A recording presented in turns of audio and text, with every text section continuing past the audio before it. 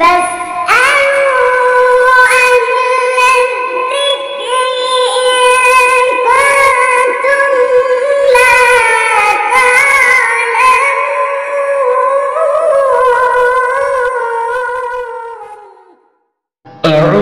بالله من الشيطان الرجيم بسم الله الرحمن الرحيم إن الله اشترى من المؤمنين أنفسهم وأموالهم بأن لهم الجنة يقاتلون في سبيل الله فيقتلون ويقتلون وعدا عليه حقا في التوراة والإنجيل والقرآن ومن أوفى بعهده من الله فاستبشروا ببيعكم الذي بايعتم به وذلك هو الفوز العظيم۔ یہ سورہ توبہ کی آیت نمبر 111 ہے۔ اس کا ترجمہ یہ ہے، بے شک اللہ نے مومنوں سے ان کی جان و مال اس کے بدلے خرید لیا ہے کہ ان کے لیے جنت ہے۔ وہ اللہ کے راستے میں جنگ کرتے ہیں تو قتل کرتے بھی ہیں اور قتل کیے بھی جاتے ہیں۔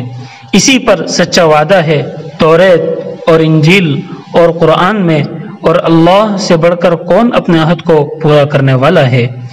سو تم خوشی مناؤ اپنی معاملت پر جو تم نے کی ہے، اور یہی تو بڑی کامیابی ہے۔ اس آیت میں یہی بات تو کہی گئی ہے کہ جو مسلمان ظالموں کے خلاف سر ہتھیلی پر لے کر نکل آئیں اور اس راہ میں اپنی جان و مال کی بھی فکر نہ کریں، ان کو اللہ جنت سے نوازیں گے۔ قرآن کے اس ارشاد میں کون سی بات خلاف انصاف ہے کہ ہم یہ نہیں کہتے کہ ہمیں اپنے دیش کی حفاظت میں سر دھڑ کی بازی لگا دینی چاہیے۔ ہندو مذہب کی تاریخ میں گیتا نے جس جنگ کی تفصیل بیان کی ہے، یعنی کورووں اور پانڈووں کی جنگ، اس میں کرشن جی ارجن کو یہی صلاح دیتے ہیں کہ وہ اسے حق و باطل کی جنگ سمجھ کر کورووں کے خلاف صف آرا ہوں، اور اس پر پانڈووں کے پاشا ارجن سے خدا کی مدد کا دعویٰ کرتے ہیں۔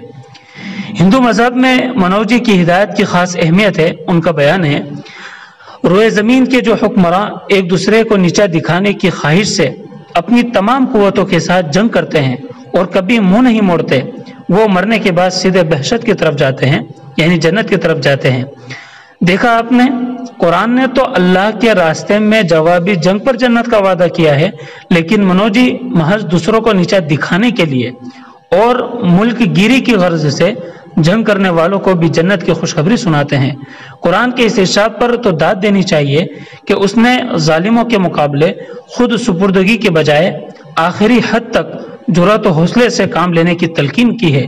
اگر مظلوموں میں یہ حوصلہ و ہمت اور جوش و جذبہ نہ ہو تو ظالموں کا پنجہ استبداد سخت سے سخت تر ہوتا چلا جائے گا اور دنیا فساد کی آماجگاہ بن جائے گی۔ اللہ تعالی ہم سب کو قرآن مقدس کو صحیح سمجھ کر اور اس پر عمل کرنے کی توفیق نصیب فرمائے، اور ہمارے برادران وطن کو بھی اللہ تعالی قرآن مقدس کو صحیح سمجھ کر قبول اسلام کی توفیق نصیب فرمائے۔